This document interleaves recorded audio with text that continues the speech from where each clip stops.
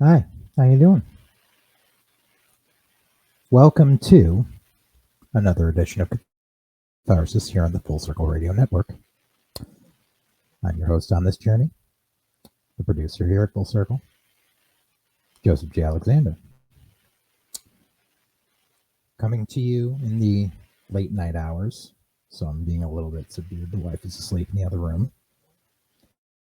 I've got to get this done so I can get it edited so it can be up for your viewing sometime in the early morning, not early morning, but in the morning of Monday, November 3rd, 2025. And I am hoping that this is going to be the season finale of the Bristol, Connecticut saga of Catharsis, because I would really like to get back to using this particular show for other things. Especially because I literally have another episode in the works that doesn't involve all of this that I've been putting on the back burner because, well, I've been dealing with a lot of things, business-wise, and just October is a busy month for me, and dealing with a lot of things with local politics. And as I'm recording this, it's the day before Election Day. So I'm here for that one final push to talk about some things that have happened in recent weeks and just really drill things home. So there was a debate hosted by the Bristol Chamber of Commerce last week. I was there in attendance. I was there live. I had to wait for the video to be uploaded online so I could access it. That didn't drop until Thursday night. And I kind of had stuff to do Friday, Saturday, and most of Sunday. So this is my first time actually being able to sit down and give my thoughts on what happened that day with the reference points. And also to discuss a few things that have happened along the way. So where to begin? Well, before we get to the main event, before we get to everything with the mayoral debates and the mayoral election, let's talk just a little bit, about some of the people running for city council. Because you see, this was, because I was at the debate that had happened for the Bristol Edition, that all of the Republicans did not show up for. I'd like to remind you of that. All of the Republican candidates did not show up for the initial debate. The community forum where they would have had a chance. They all had a bullshit excuse that they gave after the fact and spread a bunch of disinformation about why they couldn't be there. Because you see, the thing was, they had no leg to stand on because currently there is but one Democrat on the city council, Mark Dickow, and he was there, as I covered in the last edition of Catharsis during this saga. Link to the entire playlist at the end of this. So you've got time to watch the whole thing if you really want to cram things in. Because there's a lot to cover. And a lot of people don't take voting seriously on the odd-numbered years, at least in this city. And I'm granted voter apathy is an epidemic when it doesn't come to presidential or midterm elections. Like, a lot of people don't pay attention, and that really hurts it. And I'm really hoping that this year things are a little different. So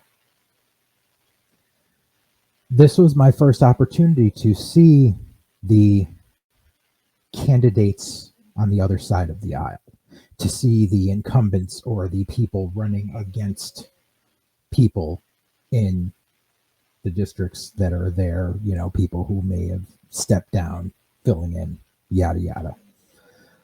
So I got to put some faces to the names, because what was really funny to me was there were some people like, oh, I'm out all over the place and I talk to my constituents and blah, blah, blah. And I'm like, I've never seen you before. I didn't know your name until I opened this program. So tell me where you've been.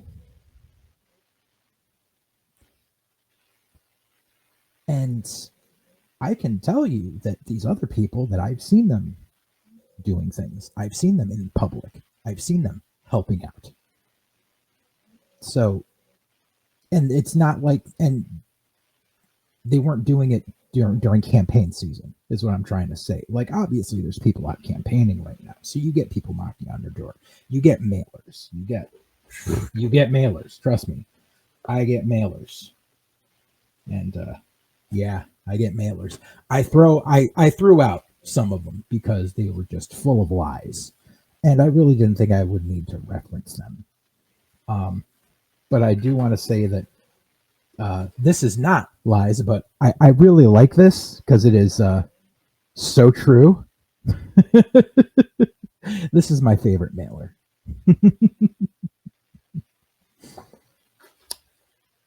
But yeah, so I just want to run down the list of a couple of these people and what I saw.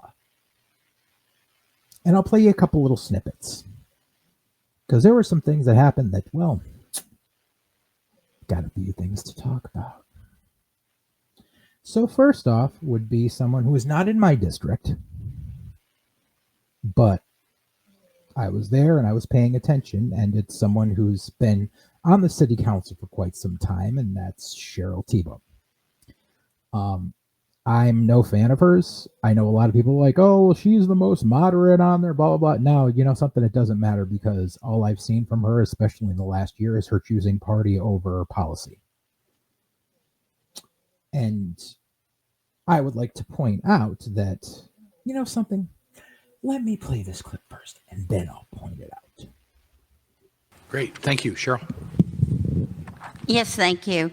I first want to talk about some of the successes in the Southeast Business Park. We've brought on 4 companies: Forced Automation, All-Star Driving, Amco Precision, and Horizon Natural Stone. So these businesses are in the Southeast Business Park. In addition, there are 2 that are expanding.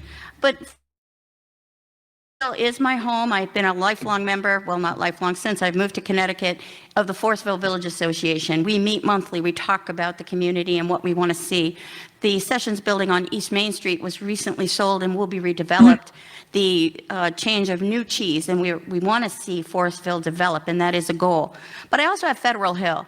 And so we want to see those businesses that are on Federal Hill become vibrant and succeed. And I'll tell you one thing I want to put a stop to, and I am going to be working an ordinance to stop the addition and pilferation of smoke and vape shops and set some clear guideline rules around this, because that's not the businesses that we want in our community. So it seemed like a bit of targeting there when I was present. And then on the way home, we drove over Federal Hill, because you see, the thing is, Federal Hill's a historic district. There is a small plaza on the end of Federal Hill on Maple Street that houses a couple of businesses. That's the only business that's on Federal. The rest is a park and historic buildings and churches. There's this one little plaza, and it's got a cafe, it's got a pizza place, it's got a carpet place, and on that corner there used to be a bakery that went out of business last year. And I see coming soon sign, and it's NY Mart and Vape Shop. It's gonna be basically bodega, which honestly, before that bakery was in there, it was a bodega. Well, it was a convenience store, but let's be completely honest, it's a bodega, which is fine. But no, we don't want a vape shop, because we've already got those. And you know something, it's not about everyone has issues with it. And yeah, there's quite a few smoke and vape shops in this town, the city, sorry. I know I can count at least 1, 2, 3, 4 that are smoke and vape alone, not to mention convenience stores that, sell those products. But I just want to say that this is the same broken fucking record that happened 45 years ago when my father was a business owner in this city, and my father was opening up a liquor store, package store, liquor store. Because back then, they were all complaining that we have too many liquor stores in this town. And you know something? There's still just as many now. In fact, I'd hedge my bets and say there's more liquor stores in Bristol now than when my father was in business. So why should it matter? Okay, you don't like catering to vices, but number one, a lot of these places are convenience stores and they need something that's got a profit margin on them in order to survive. But number two, they're paying their taxes, because that's going to come up later. They are brick and mortar establishments that are paying taxes. They are creating employment. I mean, some of them, granted, are family owned. They're mom and pop shops. The type of mom and pop is what people like Cheryl are mad at, because they're catering to a vice, and the people that own them are of a non-Caucasian persuasion. And there's a lot of bigotry throughout that. Guess what? It's a sign of the times. People wanted people to stop smoking so bad, vaping became a viable option. And are there people that vape, underage vaping? Yeah, it's an issue. It's obviously an issue. I'm not going to say it's not. But it's also helped a lot of people kick the habit. I myself, I vape on occasion. I have 0 nicotine vape juice. I have a vape that I use once every few weeks. It's not like a crutch, but it helped me quit smoking 15 years ago. So just shut up. And also, what I wanted to get back with, though, I also represent Federal Hill. Yeah, so see, back a couple months ago, I'm part of I am part of the planning committee for the events for the Cities Interfaith Coalition, which is a community organization, volunteer organization driven by different houses of worship, all coming together to do community-oriented things, regardless of our religion, which is a beautiful thing. We hosted a peace walk on Federal Hill, on the Federal Hill Green. Cheryl, because it's her district, showed up for 30 seconds, take a selfie, make sure she's there, out. Mark Dickow stuck around the whole time, brought his dog, talked to people, literally was, talked to all of the info tables from the different churches, wanted to, really take in what it was about. Mind you, I will remind you, or if you are tuning in for the first time, I will remind you, I have been a registered independent since 1998. I am just talking about what I see. But that's that on that. So, yeah. And also, I'll come back to it, but Cheryl decided to kind of get on my bad side a little bit. Again, because, got to do it because you got to side with the party over policy. And then there's another person who I really didn't have a lot of info on at the time, except for something that I looked into, which we'll get to. But I had never been able to put a face to the name until that night. Which is really funny because this particular person running for a seat in city council was in my district. I had no clue what she looked like. I knew the name because I was doing my research. Granted, I know some people don't have time to do research. And I hope that what I can give you is of use. I'm not trying to sway you. I'm just trying to tell you what I have found. So that brings me to the next candidate who was on here, and that was Jennifer St. John. And I just want to pull up a little bit of this once again, and then I want to give you a little bit of info on Ms. St. John. So let's take it back. I think it's important, like Cheryl said, to highlight the positive things that are happening in Bristol. One of the big things is the area on Route 6 where Chick-fil-A and Platinum Car Wash and Pro Health is.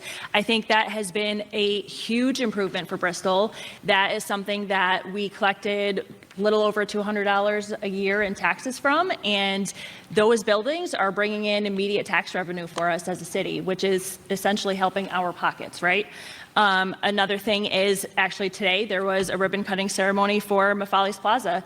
That is, in my opinion, one of the quickest turnarounds where we've seen a sad thing where the building burned down and it within a year is being turned around and built back up by the owner, and that is going to be condos and apartments for healthcare workers, which helps bring them into Bristol and helps keep our businesses going. We want Bristol Health to stay. We need those employees, but they need some place to live while they're here. So I think it's, again, positive to highlight those things that we are continuing to do in Bristol and hope to continue in the future. Thank you.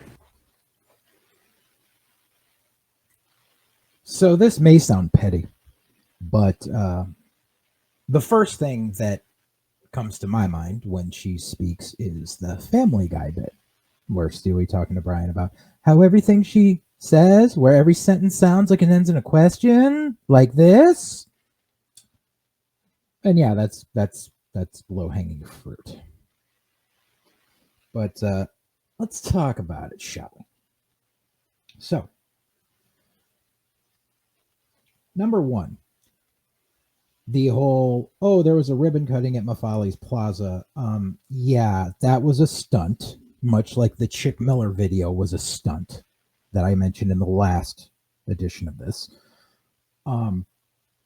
where it was them saying, oh yeah, they're going to make this, it's going to be workforce housing, and there's going to be restaurants on the bottom. There's going to be an Italian restaurant, and it's just like, this building is not going to be completed for 4 to 5 years.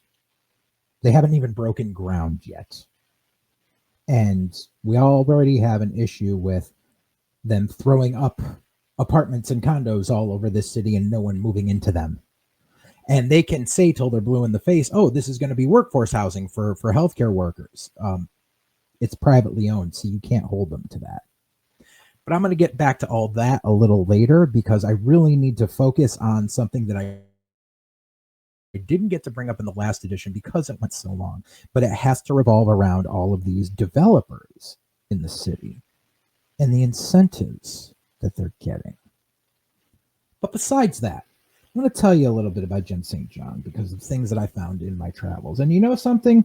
I really would have left this alone if she didn't have to come defending good old fuckbuckle on one of my posts. But you see, FOIA requests are a hell of a thing. For those of the lesser persuaded, the Freedom of Information Act. Beautiful thing. You can find records. You can request stuff. And when you're researching people in your district, it's good to find things. So the thing is, Jennifer St. John is running for city council. She used to work for the Board of Ed. What's funny, though, is she left the Board of Ed earlier this year and was given a job in City Hall by the current mayor. Given. There were people who were far more qualified who were passed over for the job, and she was handed a $90,000 a year position. But why would she leave the Board of Ed? Well, you see, the thing is, she kind of messed up at the Board of Ed.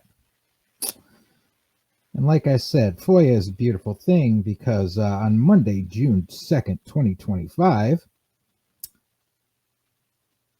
we met to discuss concerns that have been raised about communications you have had with other parents that disclose confidential information about a student to unauthorized individuals in violation of district policy and federal privacy laws, including the Family Educational Rights and Privacy Act, also known as FERPA.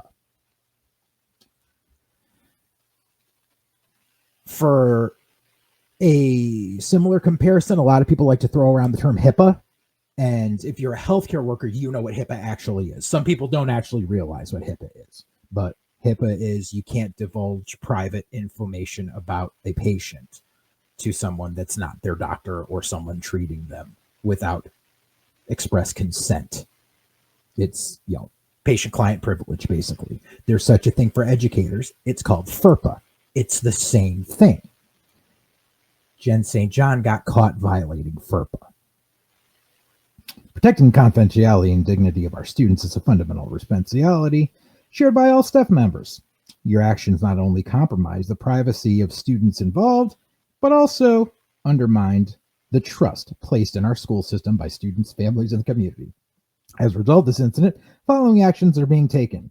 This written reprimand will be placed in your personal file.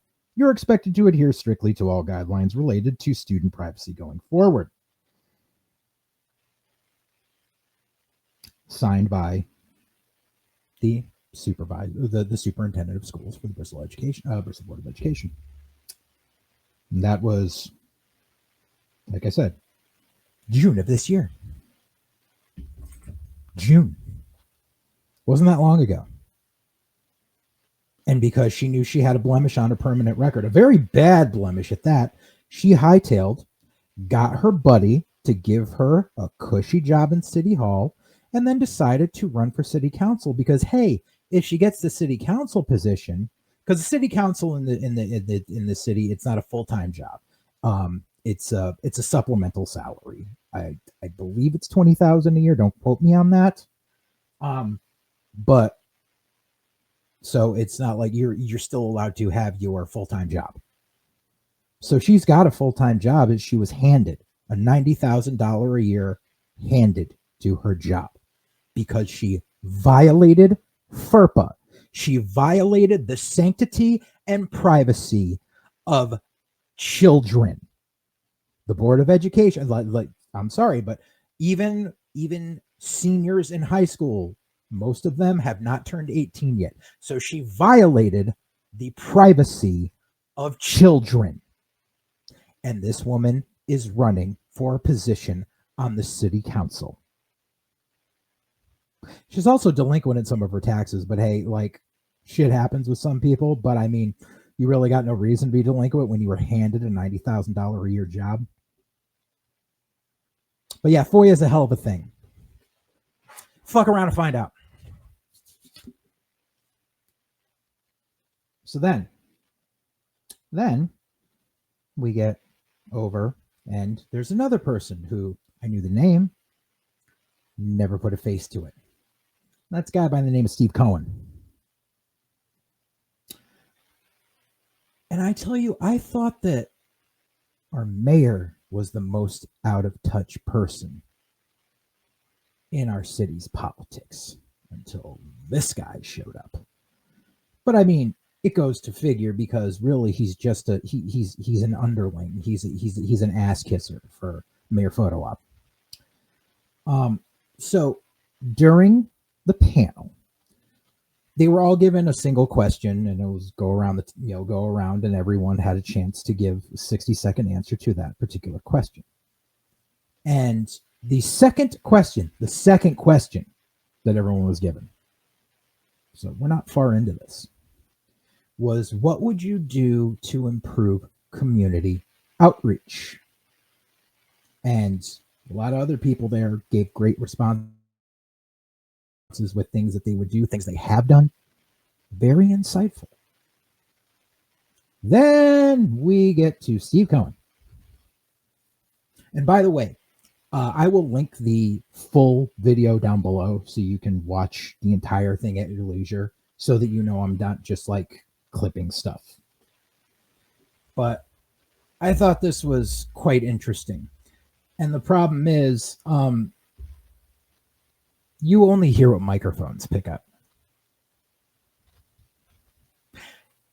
And I'll tell you what I mean after we play the clip. Thank you. Mr. Cohn. Thank you.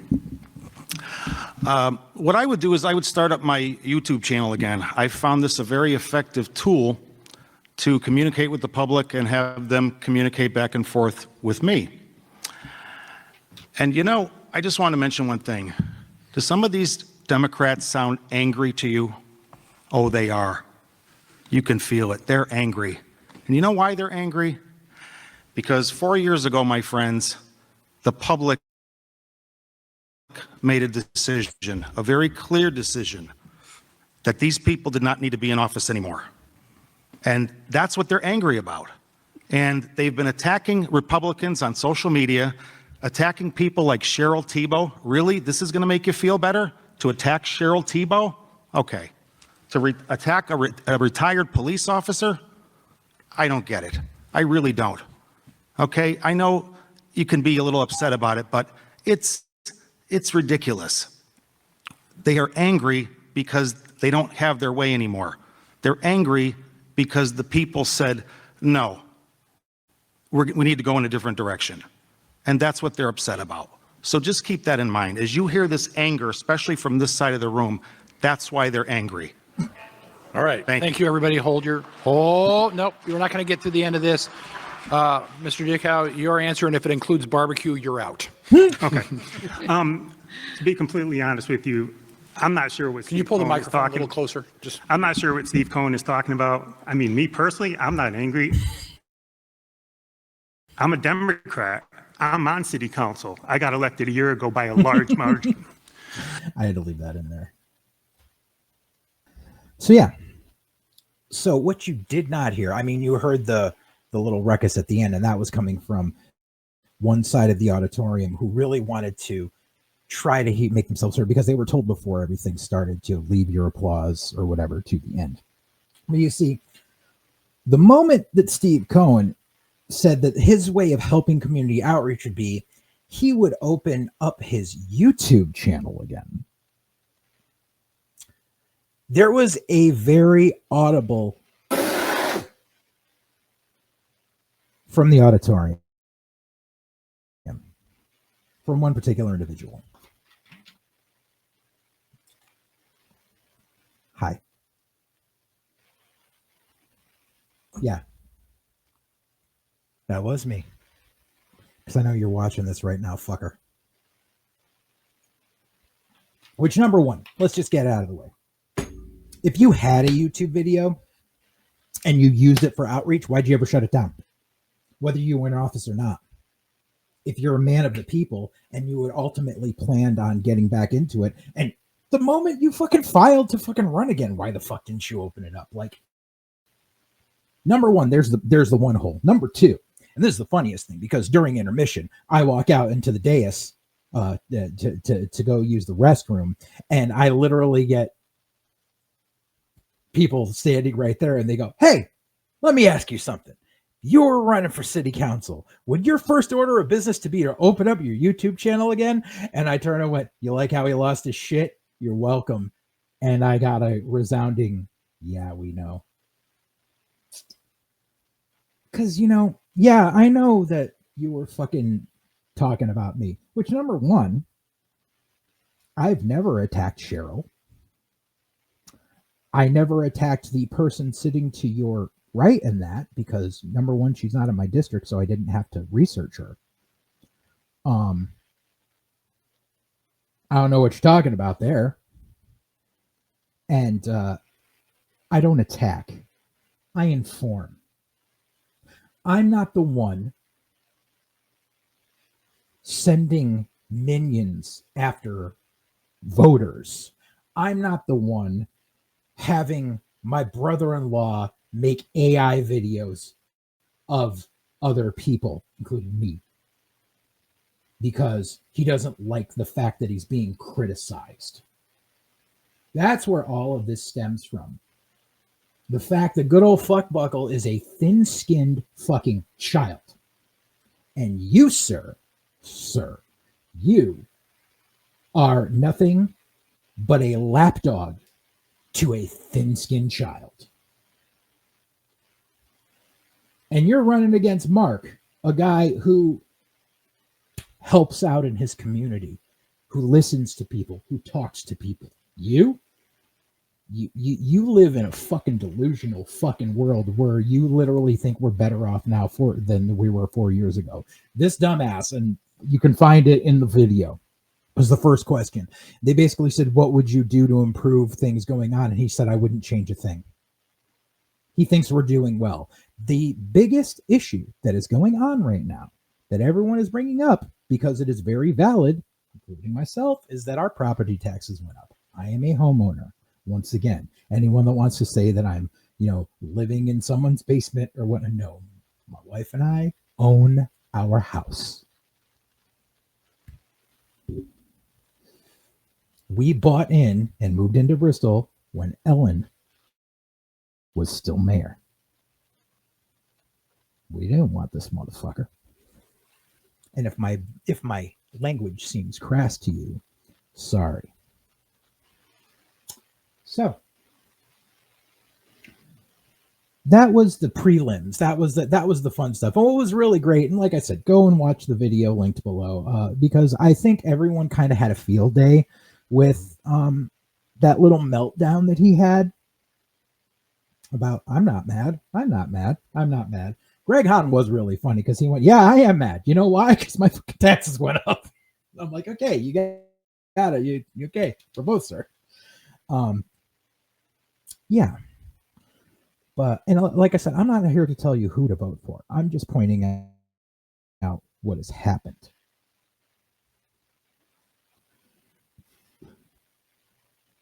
I'm not going to sit here and give a rousing endorsement. I am going to tell you what I have seen and who I have seen it from. That's all I'm here to do. Take it how you want. And I know that, people will look back at the earlier videos in this, because this has been a crusade that I've been on for almost a year. I remember one of the first videos I did in this saga was back in February. And I said, elections are months upon months away, but it doesn't matter. You got to start now. And here we are, day before election day. I'm still at it. Why? Because I want better for the city that I live in, that I'm going to be in for at least the next 25 years until my mortgage is paid off.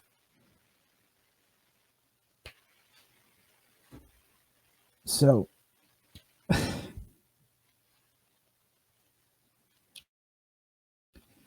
let's get to the matter at hand. We're going to touch a little bit on just a couple of little snippets from the actual head-to-head debate. And then I have to talk to you about some super boring stuff about policy that I swear I hope you don't fall asleep. But it needs to be addressed because there is a big glaring hole in stories. So, a couple of little mayor clips, and then let's get to all the little stuff that we just got to wrap up on. Yeah. So there is a lot of discussion about things that were said about businesses that really needs to be addressed. So I'm going to let this play for a little bit and then talk about what's going on. So I think basically when we talk about economic development, we talk about the synergy between departments, we talk about the synergy that's between the mayor's office and the council, and we talk about the greater regional aspect of how Bristol is perceived. And I think that while there have been a number of great sustainable and continuing projects, and I love seeing some of the small businesses that have opened, I think that we also have to be quite aware that some of the perception out there, and I know that some people will view this as being negative and is not my intent, but from a constructive standpoint, we have some structural issues and we have some cyclical issues. We have a very difficult and slogged down process within land use office. We have some problems within the building and permitting process. We have some issues that are very difficult to be resolved, and some business owners are very frustrated by them. We have the issues of being on the front page all the time about not adequately funding education, which is a calling card. We have the infamous vote to not vote in favor of the Wheeler purchase and sales agreement in November of 2021, which sent a chilling effect through some of the economic development pieces. We have economic development strategies where it appears that instead of being collaborative and trying to work with people, we're calling developers and leaving not nice voicemail messages, not nice texts, and actually calling the owner of Chick Miller at 4:50 a.m. via text to demand presence at a meeting. This is not a way to establish good relationships, and it's not a way that I would do economic development. And I think especially as it relates to Chick Miller, this is a long-standing problem. Thank you. I need to start out right away by apologizing to all of those small businesses that have just gotten totally offended because their business doesn't count.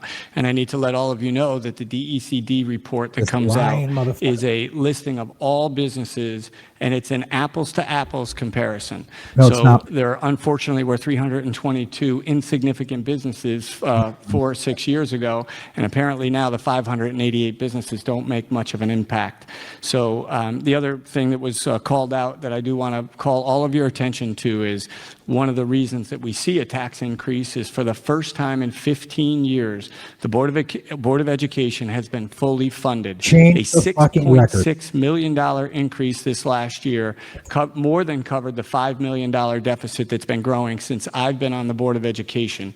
So when I was on the Board of Education in 2015, they had a $2 million deficit in special education. And that has been growing and growing, and we've been stealing from Peter to pay Paul for all those years. By the way, to this day, the Board of Education is still completely Republican run. We are at a point where you have to make tough decisions in the city, and for all of you that are upset about taxes, I'm not too sure how we would have lowered taxes by putting more money into education. And I think we did the right thing. We have fully funded education. Special education is fully funded for the first time in 15 years. If you don't believe me, you can ask Amy Martino, who gave that report to the Board of Finance a couple of weeks ago. And I think, you know, in closing here, you have to realize that tough decisions are made so that we can go ahead and do the right thing for the city. And for me, even though I only have 2 years left as your mayor, if you all choose to go ahead and elect me again, we're looking long-term as our Board of Finance needs to make these decisions. And I know that on the Democrat side, they talked about getting an elected Board of Finance. I love our appointed Board of Finance. Yeah, Great. no one else Thank does. you. 30 seconds. You know, governance is different than making a sales pitch. And Bingo. No disrespect meant to the 588 businesses that are listed in whatever listing we're talking about, but they are not bricks and mortar businesses. And that was my point. We need to look at our vacancy rate, which right now in the city of Bristol for commercial real estate is 22%. So let's talk about what we're going to do to move that forward as opposed to Great. anything else. Thank you. Appreciate you wrapping it up. Okay, so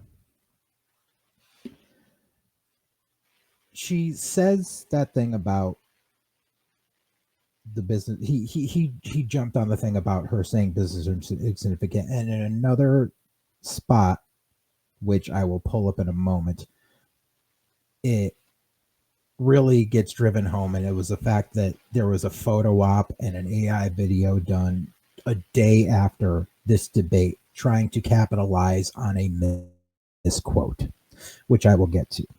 But I spoke about this mythical 548 businesses bullshit a few episodes back in this series. I will repeat it here if it's your first time viewing. During the COVID era, this huckster came forward and said, look at how many new businesses have opened up in Bristol under my watch. The thing was, especially with COVID and the lockdown and everything, people started doing home-based things. And by home-based things, I mean Etsy shops, or they joined MLMs, and this is listed. If you are trying or paying to be an influencer, meaning if you pay for a blue check mark on something, if you monetize your TikTok, if you monetize your Facebook page, if you monetize your Instagram, that is listed as a business. So it's not a brick and mortar business. And that is what Ellen Zappo-Sassu was alluding to. She wasn't saying you're not a real business. She's talking about brick and mortar businesses, because the problem in this city with taxes is the grand list has not grown. And she actually broke down the numbers on how much it grew her last term in office versus how much it grew this past year. And her last year in office, the grand list grew by $2.1 billion. In this year, the grand list grew $700,000. That's less than half. That's a third.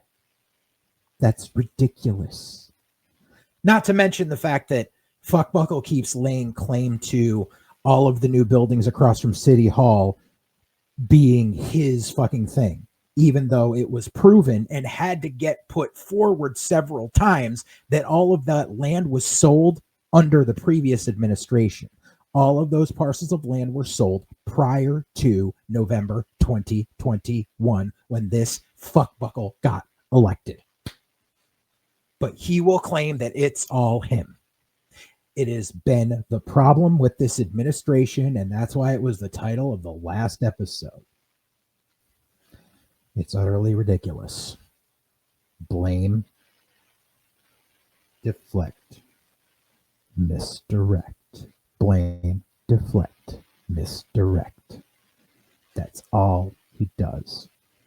Everything that she did, he takes credit for.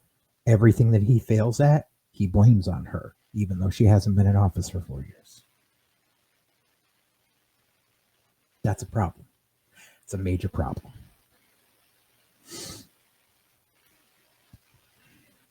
So, I'm going to play one more little clip because it's a bone of contention, and we're going to talk about it. Next question, Jeff, starts with you. You both know the job, but one of the key responsibilities for any mayor is marketing their city, their town, their neighborhoods, their businesses. Tell me what you would say to somebody thinking about relocating their business to Bristol. I've done it hundreds of times, and I said Bristol is a great place in my opening to raise a family. Bristol has the best citywide school system in the state. Mind you, this is the fucker who has been blaming all of the shortcomings on this city, on the Board of Education, but in a second of turnaround, it's we have the best education around. And when I say that, I want to make sure that you all fully understand what I'm talking about. We're the 12th largest city, but in our DIRG, District Reference Group, we perform at the top of the scale for all of those larger school districts.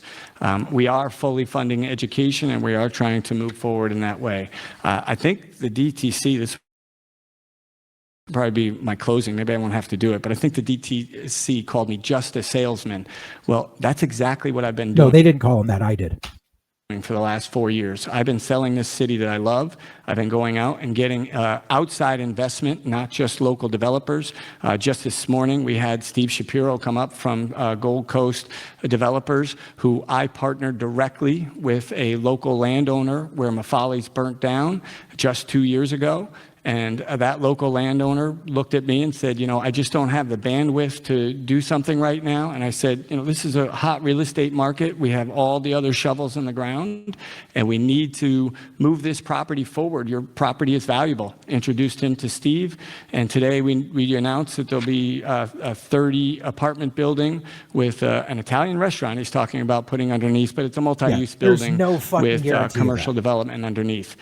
We did that as well by partnering together. So this isn't just a private project, because it was private land, and most of you want to have things happen on private land, but we don't direct that too much. But in this case, the Board of Education parking lot was way underutilized, and this development needed 20 spaces. So we will be leasing those spaces for 15 years to this developer to make it happen. That's the kind of stuff that I get done on a daily basis, and it's been a lot of fun to be a great salesman. Great. Thank you. Ellen? So I would hesitate to call the Board of Education fully funded, as it struggled to make its demands given to them cut almost $6 million.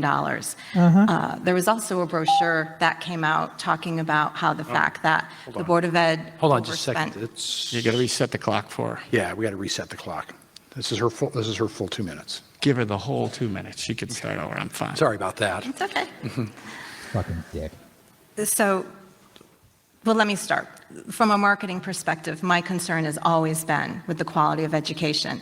We have not fully funded education at all. In fact, the brochure that was recently released by the RTC, which said hog wild spending $11 million overspent, the majority of that money that is regarding that budget is not one of generosity from the current administration. It's actually due to lack of compliance. Yeah. There's been a lot of letters that have come from Hartford over the course of the last couple of years.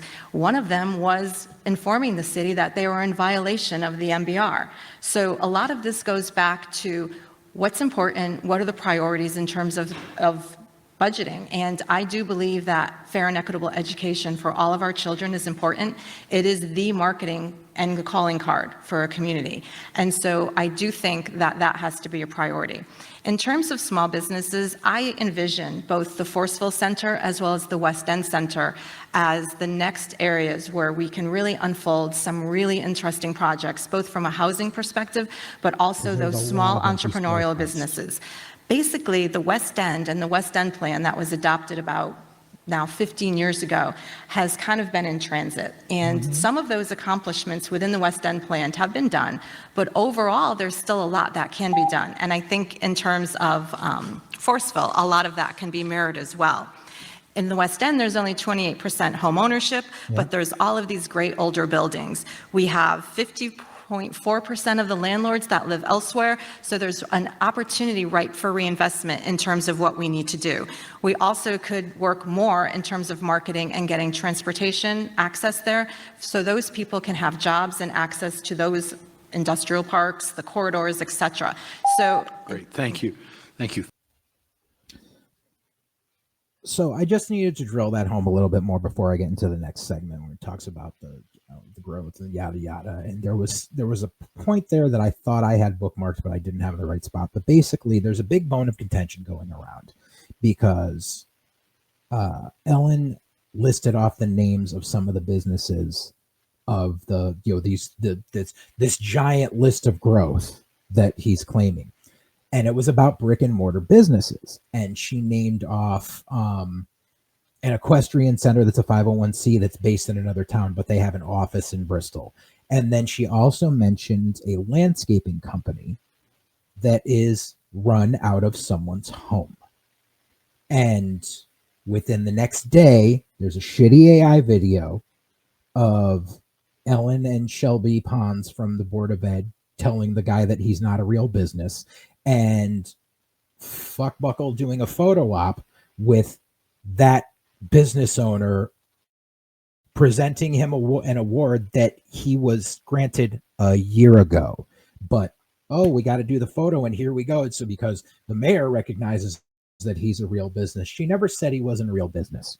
She said that he is not a brick and mortar business, because the issue is, if you want your property taxes to go down, the grand list needs to go up. Home-based businesses do not grow the grand list. You need to be in a physical location. And when you're running a home-based business out of your house, you're not paying anything into the grand list. I own a small business. My workshop is in my basement. That business isn't really contributing anything to the grand list. Also, the fact of, as I will go back to this that I mentioned in another episode when I talked about it, but you need to realize that the way things work with federal taxes and state taxes is if your business, your independent, your home-based business, whatever it is, your Etsy shop, if you gross less than $6,000 in a calendar year, you file no taxes. And there's a lot of people that have eBay shops and Etsy shops that make $2-3 grand in a year if they're lucky. Nickel and diamond things. So they're not paying anything into the system. That's what the grand list growth she was talking about is. But no, we've got to spin it and saying, oh, she doesn't appreciate these businesses. No, she's flat out said, I'm talking about brick and mortar businesses. So let's talk about brick and mortar businesses for a second. And this is where I have to pull up some video that's really fucking boring. I'm going to try to get through it as painlessly as possible, but it needs to be brought up because it's something that a lot of people aren't realizing. And the way I found out about this was a little birdie told me one day that he overheard a conversation between some people who were talking about this podcast that they had seen. It was talking about business owners in Bristol. And the person just kind of honed in and listened and said, hey, can you send me that link? I'm interested in this. Why? Because, well, they're a business owner and they were thinking about moving their business to Bristol. And like, this isn't like me making shit up. Like, this person like has money and has a lucrative business and has done some amazing things in life. So I'm not just making this person up out of thin air. And trust me, because if I had to research this, I would have not have found this podcast because as of right now, the channel has 12 subscribers and this video has 42 views. I'll link it down below if you really want to watch it, but it is dry and boring as shit. But there's something that I need to point out in it. So here we go. Yeah. What's the City of Bristol program? City of Bristol, sure. We got involved in that over a year ago. The City of Bristol put away a fund where if you're in the City of Bristol, you're a small business, you can partake up to $50,000. The City of Bristol put away this fund because during the debate, the mayor talked about, we figured out a loan program. We don't give out grants anymore. So keep that in mind. Yep. If you're in the downtown area, they'll also put a 25% bump on top of that. So again, promoting not only Bristol, but promoting the downtown area. So if you're in business less than a year, you can do $10,000. If you're in business up to 5 years, you can do $25,000. If you're in business over 5 years, you can do $35,000. And then if you're a restaurant that's staying open till 8 o'clock for 4 nights or greater in the city, or you're a business that's adding 2,500 square feet to a building or a new construction of a building, you can go up to the $50,000. So we're seeing a lot of restaurants taking advantage of that. Downtown Bristol is very hopping right now. No, it's not. I've been there recently. What they've really done with the carrier buildings, looks and mind great. you, this was 6 months ago when this guy was saying it. That's what that fund is all about. The nice part of that is, if you're there for 10 years, after you pay 50% of the loan, the other 50% is forgivable. That You're paying, I think I saw it here, there was an interest rate, I forget what it was. 5%. 5%. So hypothetically, if you're borrowing $100,000, besides your principal payment back on the first half of it. Yep. Is that payback amount based on the principal. principal of the first half, or on Correct. the, and then the interest rate you're paying back, I'm assuming the interest is On the whole thing. on the whole thing. Yeah, so once you pay down to 50,000 on that, it goes into hibernation. Right. It's not, there's no payments to be made. We're going to continue to monitor it. But it's not like when they're looking at your repayment schedule, your monthly payments. Right. They're not calculating that on, hypothetically, if you're borrowing 100,000 on the $100,000 principal. No. The interest, yes, but the principal portion they're calculating on 5 years of that 50%. Nope, we're underwriting on the whole thing. We're underwriting on the whole dollar amount of the loan. So If both it's for- interest and principal. On our underwriting calculation, correct. Yes. So Yep. so if 100,000 was 1,000 a month in principal and 50,000 was 500, you're going to pay the $1,000 a month on the principal and whatever the 5% interest was On the whole until you get that 50% is paid off. 50% Yes, that paid is off. correct, yep. It's principal and interest on the loan amount, Yep. whatever it is, and we're going to underwrite on the loan amount for the full percent. Then, after they're there for 10 years, again, it doesn't matter when that 50% is paid. It could be paid anytime from 6 months after. So you've had the loan for a year, you say, you know what, I want to pay down the rest to get to the half point. It goes into hibernation. If you're a company that I saw in here where was to assist in home-based businesses graduating to a commercial location. So, you could be a home-based business that just opened up, or maybe it's been in business for X amount of years. It's got to be a home-based business that's location is Bristol, Correct. right? And they can still qualify for this program as a home-based. Yeah, I haven't seen any home-based business. More, the ones I've only seen have been had a business location. So they're saying they're there to assist a home-based graduate to a commercial location, Correct. but you haven't had any happen like that yet. The ones that have happened, we're in business. We're a startup that was moving to a location in downtown, a restaurant in business, a manufacturing in business. So that's what I've seen so far. So if it was a business that had a home office, Yep. and they're looking to move to an office location in Perfect. Bristol from Love their it. home, Yep. even though they haven't done it yet, Yep. they have a business plan that shows they're going to, in the next 6 months or Yep. whatever, Yep. rent a location in, Sure. in the city of Bristol, because their current office is in Bristol at a home. Yep. They still could qualify. Right. Even if they were in a home office in Farmington and they're coming to Bristol. Okay. We've had that question. We've had that, just recently had that where they weren't in Bristol, but they were coming into Bristol. Okay. Qualifies. And again, And that was the fucking equestrian place. So, please wake up. I know that was very boring. But I had to point this out because a lot of people have been talking lately about, well, if there's all of these buildings pop up, why hasn't the grand list been growing? And that's why. This private equity firm that is helping facilitate these City of Bristol loans. This is the issue. And this was put in effect last year. So, under this administration. So here's the issue.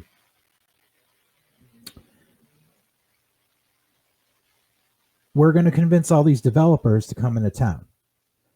They build a building.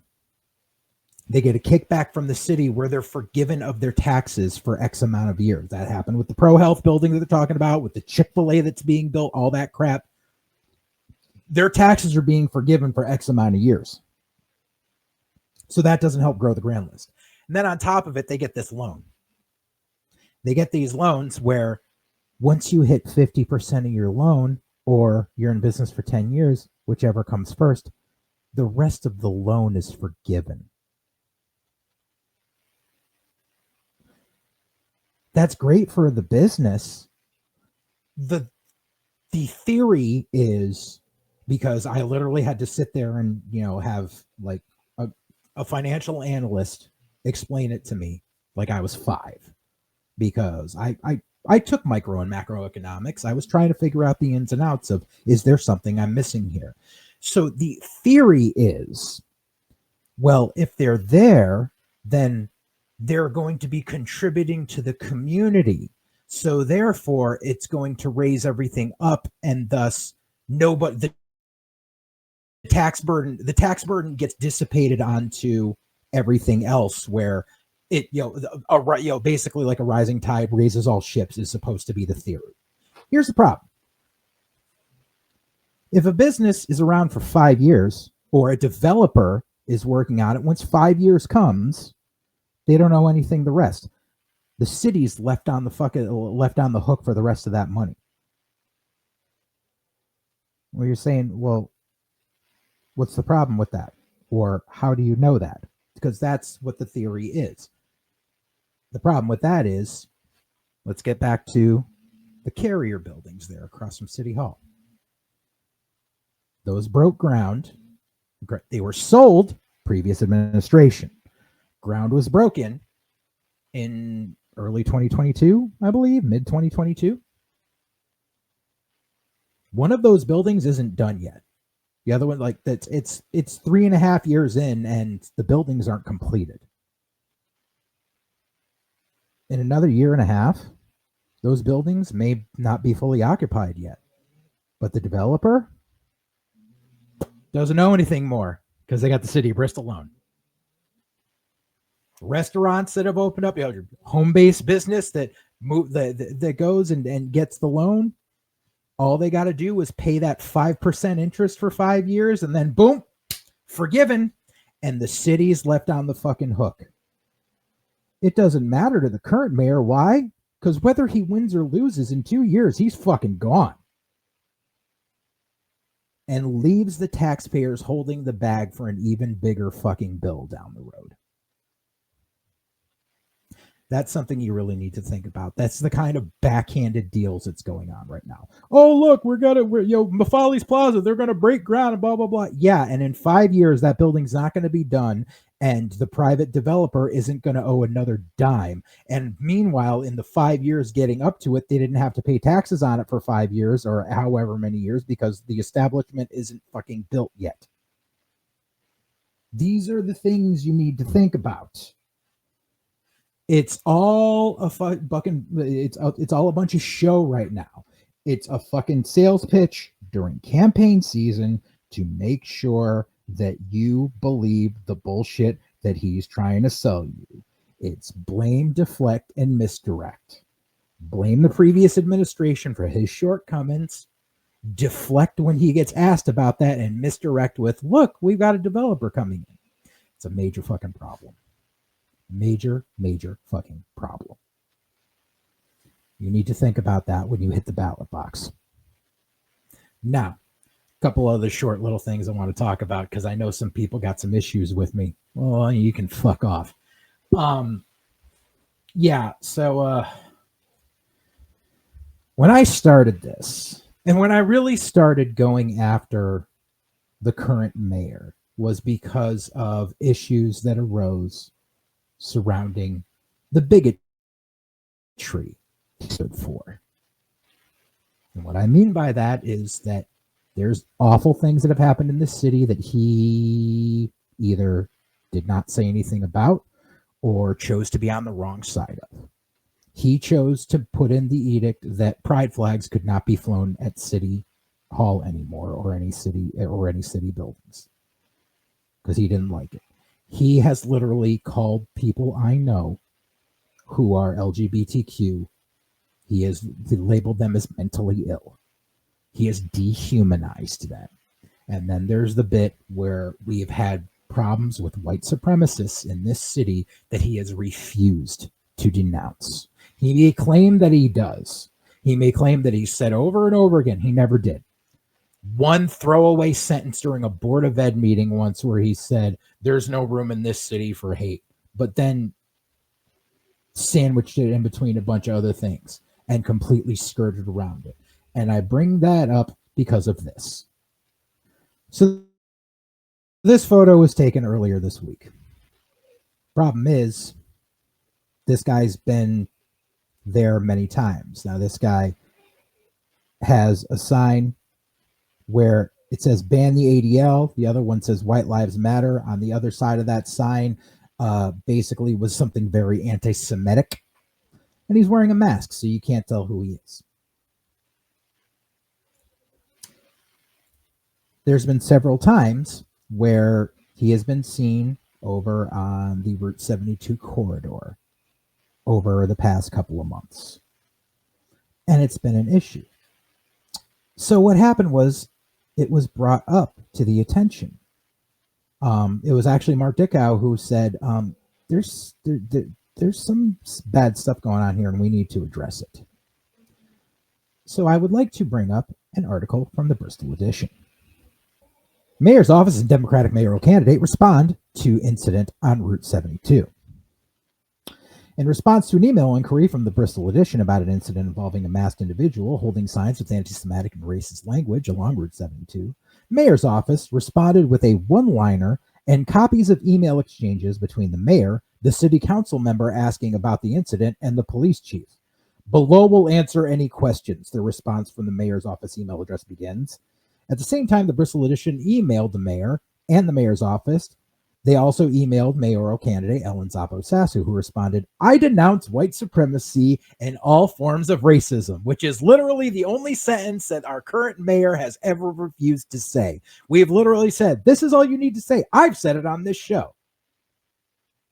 Bristol Edition asked in identical emails to Fuckbuckle and Zappo, what steps would you suggest the city take and what would you be telling the public? Anything else you might add?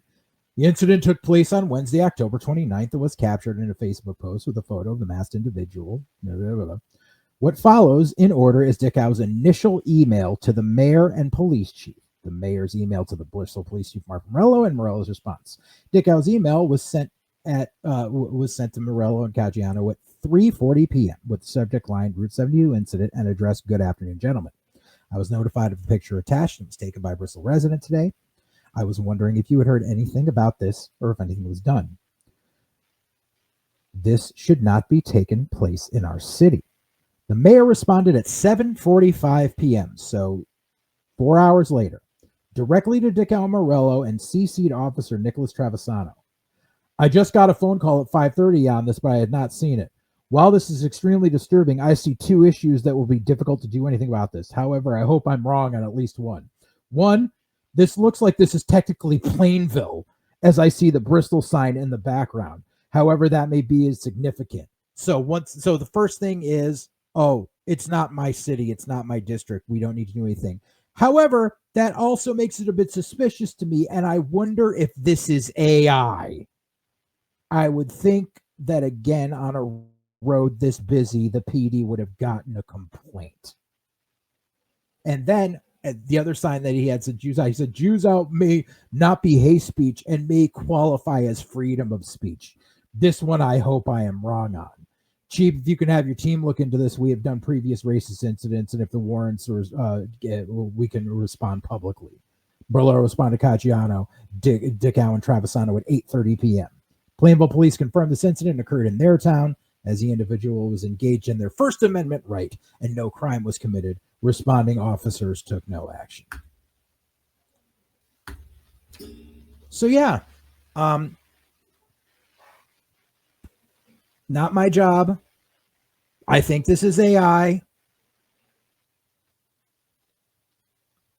The correct answer, Jeff, would be, even though this didn't take place in our city, I still denounce white supremacy. But no, you can't say that. Why? Because you know it'll piss off your base. Here's the funny thing, and it gives me a little bit of hope. Was a little birdie who dabbles in some reporting let me know that according to the city registrar of voters, there have been between 700 and 900 voters coming to City Hall every day for early voting, every day of the 14 days prior to Election Day. If that is the case, A little bit of basic math says that that is about 20% of the registered electorate in this city. Now, this is just an observation that I've seen with other elections, but usually early voting and absentee voting usually tends to be left-leaning. I am just happy that the fact is I have said that voter apathy is a problem, and in the last two mayoral elections, less than 30% of the registered electorate has shown up to vote. If 20% has already shown up, that really shows a good move forward, because all I'm trying to say here, folks, is get out and fucking vote. You have this right. You should be doing it. I'm not telling you who to vote for, but get out and fucking vote. Do your research and get out and vote. If you're a homeowner, your property taxes went up, the guy in office is to blame for that, not the person who left office 4 years ago.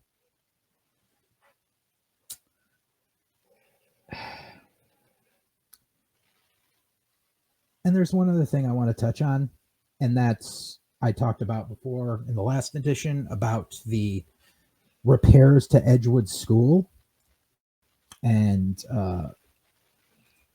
that got voted by the Board of Ed for the full renovation to new, and it had to get brought up to the Board of Finance, which it did last week, but it got tabled for a special meeting that's happening this week, which it really didn't need to get tabled. It should have been voted on. But here's the issue. And mind you, I've mentioned in previous editions about this, about how the mayor has been known to throw tantrums during meetings and how he tries to act like a mob boss, which I think was brought up pretty well with the whole texting people at 4:50 in the morning demanding their presence.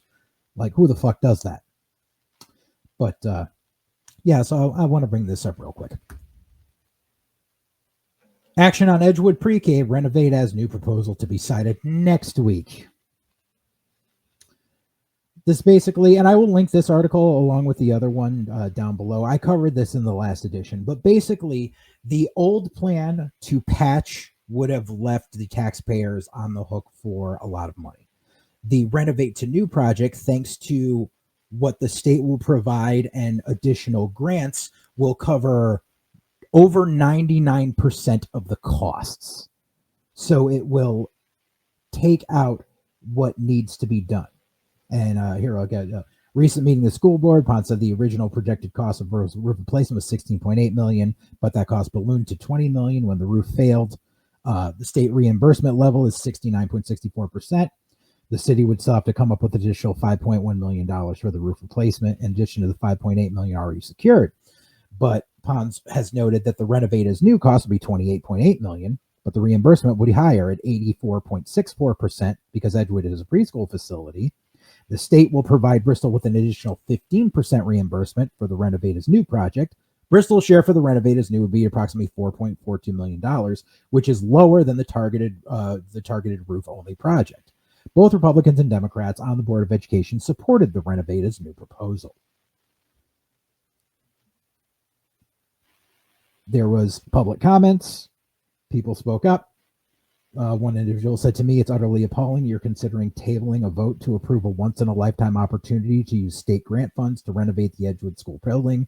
I've been around for a while, and I'm lucky enough to be able to remember a time when leaders from both parties recognized the importance of providing our students with the resources that they needed to succeed so that the next generation was prepared to enter society and thrive. Unfortunately, it seems such a time has passed because the current mayor seems to prioritize his own ambitions and those of his cronies over the well-being of our children and our community as a whole. By tabling the vote on this renovation, every member of this board will become complicit in the selfish prioritizings of short-term political gain over the long-term educational needs, fiscal well-being, and community interests of Bristol." Another person, candidate for the Board of Ed, said, "When part of the roof collapsed last winter, it wasn't just a structural failure. It was a reminder that our youngest learners deserve better. The pre-K students had to move from place to place, learning in temporary spaces that were never meant to be classrooms. Students are currently using the dormitory spaces at the A. Bartlett Giamatti Little League Training Center next door to Mixed Street." She said the state has already approved $11 million for Edgewood, covering about 65% of the project. And now new priority funding for pre-K and special ed. We can qualify for up to 99% reimbursement, modernizing the building, replacing the roof, and updating systems, all without extra cost for school taxpayers. Mayor Caggiano has suggested that pre-K students could just be placed in our already overcrowded elementary schools. The Renovate to New plan meets state requirements by keeping pre-K classrooms on the first floor, streamlines staffing, lowers long-term costs, and ensures our youngest learners have proper dedicated spaces.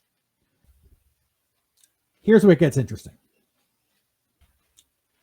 So I went and gave that all before I wanted to say how this actually started, because they tabled the meeting till after Election Day, which is just shiesty. But this is the great part about it, and this is the same article. It's before everyone else started speaking. At one point during the Finance Board meeting, after several members of the public criticized the mayor, Fuckbuckle stood up during the Finance Board to offer a rebuttal. But O'Brien offered a loud objection to his attempt to speak from the vantage of the Finance Board member.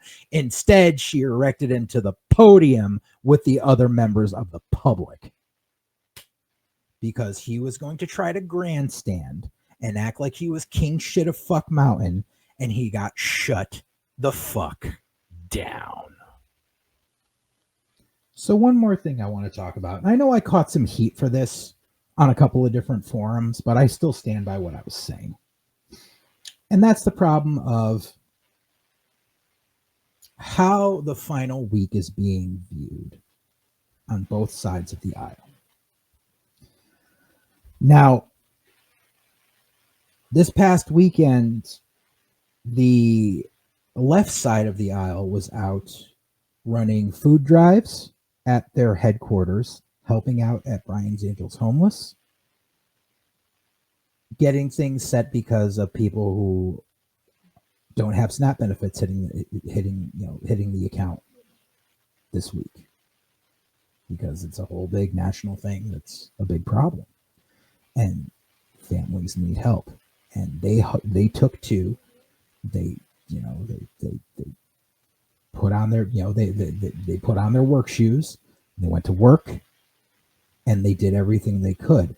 There were people, there were people there at Brian's Angels every day trying to help out, figuring out what they needed.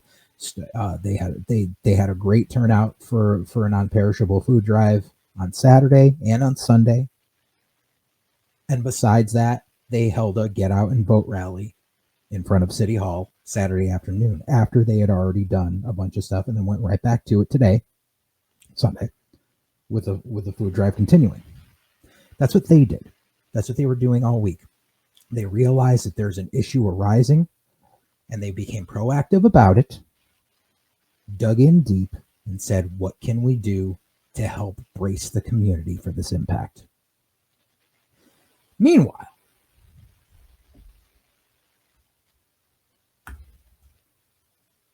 see this here? That's a picture of our mayor,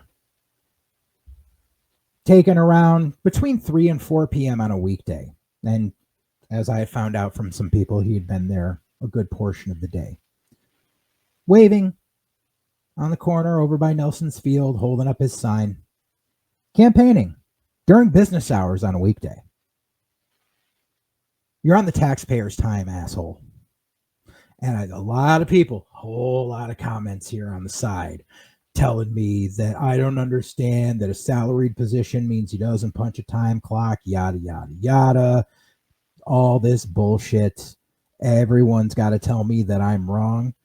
When I pointed out the availability of mayor, according to the city hall's hours, are clearly stated. And someone decided to post anonymously, and I don't blame them for it, and said not the first time he's campaigned when he should be working. He spent the better half of his terms campaigning, probably why taxes are so high. He was too busy campaigning to actually figure out a viable plan.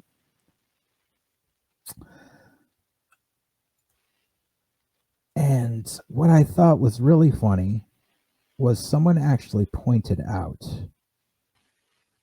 there's a lot of comments, so I'm not going to try to dig it. But basically, someone said I'm the head of a homeowner association or something, and I was trying to get a hold of him for weeks, and he was never in his office because he's out doing. He does and he doesn't return calls and he doesn't return emails, and that becomes a problem because you are supposed to be there helping out the community. You're supposed to be a man of the people. That's how that works. But no, it's all about ribbon cuttings and photo ops and taking digs and having a thin skin. And that's why I needed to remember that I was looking for. Because the beautiful thing is how easy it is to get under his skin. So you see, during the weekend, he shared the link for the YouTube video, which you have the link below, for the full Bristol Municipal Forum. At which point I decided to be a little cheeky and use the screenshot that I mentioned in the last thing of the "thank you for posting, city pages shouldn't be used for political purposes." To which point he lost his shit and said, "just giving you what you asked for. It is a debate after all. Equal time for both." To which I had to point out, you didn't bother advertising on this page at all in the days leading up to it that it was happening. Because if you did, more people might have shown up in person to have watched it. And he didn't want that. Now, granted, there was an okay turnout there. It wasn't empty, but I could count at least 40 empty seats just in my peripheral. That's 40 people that could have been there. Because it wasn't aired live, you had to wait 2 days for it to get put on the air, to get put on YouTube. And that's why it took me some time to make this video here. But yeah, all I'm saying is get your ass out and vote. Let your voice be heard. If you're angry about what's going on in this city, we know who's to blame. You can't very well be like some other idiots in office who want to put the blame on the other party when they control every branch. It's the same thing here. The current Board of Education is Republican-led. The current City Council has one Democrat on it. Current mayors are Republican. But they want you to believe that everything wrong with this city is all to blame on a mayor that hasn't been in office for 4 years. And why? Because she's the one running again. And I would also like to remind you that in the last 2 elections, remember how I said less than 30% of the electorate turned out? In both of those elections, this guy won by a very slim margin. By very slim, I mean 1,000 votes or less. We're a very big city. 1,000 votes. That's why people need to get out there. Because you need to be heard. And if you're not happy with the way things are, then it's time for a change. And there was a lot of economic development under the last mayor. The one before this guy. The one who had grand list growth of 2.1 billion. The one who had to help us through the first year of COVID. And that's one of the reasons why she got ousted, was because this fucking idiot decided to go full on MAGA and full on anti-mask and full on QAnon. And people who were stuck at home believed it. And they were just like, oh, it's the fault of everyone but. So we need to get rid of her because this guy is going to make everything better. And the moment he got into office, shit started hitting the fan. And now here we are with an underfunded Board of Education, taxes through the roof, him, of course, blaming the taxes on everything else. And here's the one big surrounding issue that I mentioned to someone earlier today. Because their argument is taxes went up in every city. the mill rate in this city and that city and this city is higher than the mill rate in our city. Blah, blah, blah, blah, blah. That is their excuse. Taxes went up everywhere. Here's the problem.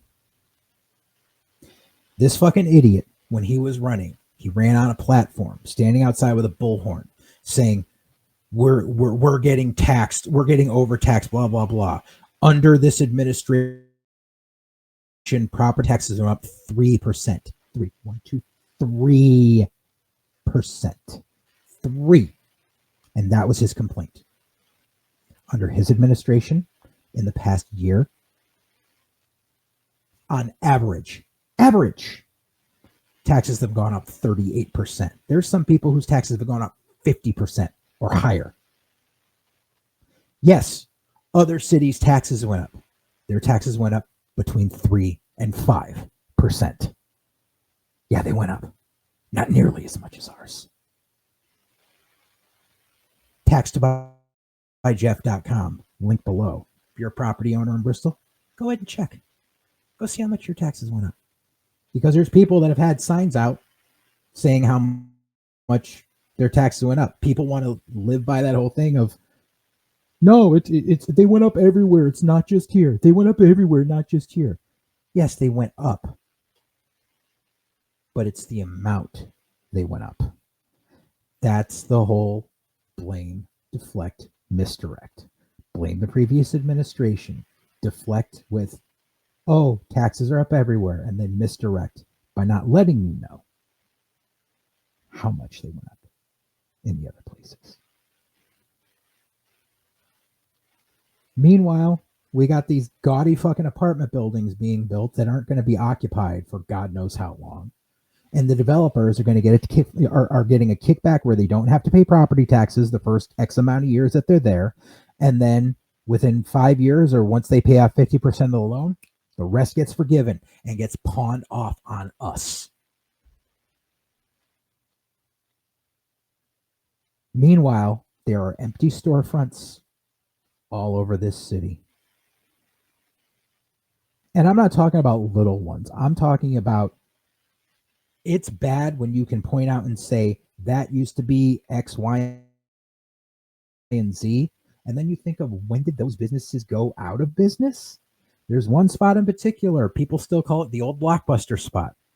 Blockbuster Video went out of business 15 fucking years ago. The other one, it was the old Walmart grocery store. Remember those? It's been a while since those went under. Not a Walmart, a Walmart grocery. It was before Walmarts all started incorporating grocery into their things and stopped having independent ones. That's another one that's there. Or my favorite is the Shell game, where this company called the Paper Store moved out of a location and moved into an old Pier 1 Imports that usually houses a Spirit Halloween for 3 months out of the year. They moved into that spot. You know what moved into the spot where they used to be? Nothing, except for a Spirit Halloween for 3 months. It's a fucking Shell game. There's no new Grand List growth there. There's no new taxes coming in.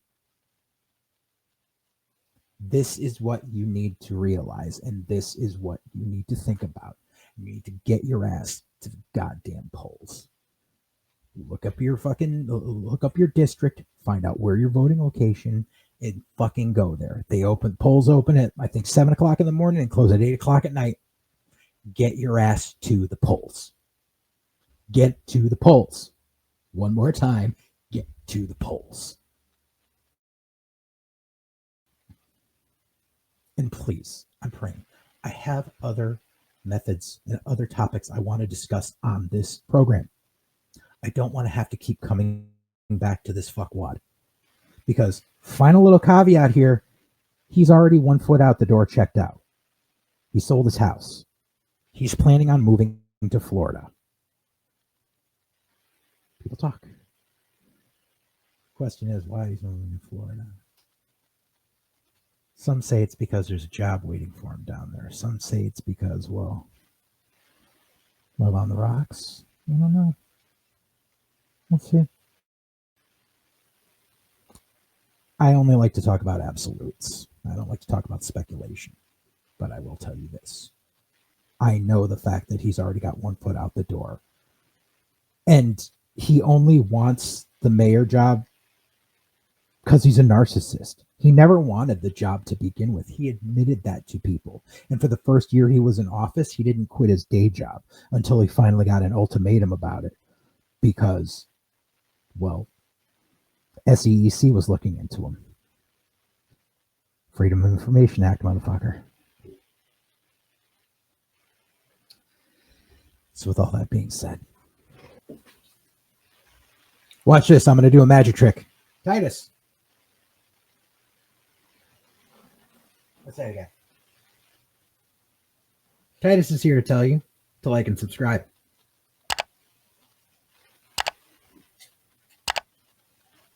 He's a little sleepy. It's late. It's not late when you're watching this, but it's late for him right now. So yeah, like and subscribe. Leave a comment. Please, feel free. Leave a comment. Let me know what you think. For those of you who are new to this, thanks. There's plenty of other programs on the channel that may interest you. New episode of White Heat will get recorded later this week. New episode of Wildcard Cinema is getting recorded the night of the night that this drops. So there'll be other stuff on the channel. But yeah. Hopefully, this is the last time the Bristol, Connecticut saga needs to get mentioned on this program. This is Joseph J. Alexander. Thank you. It's the karma's gonna get you, gonna knock you out.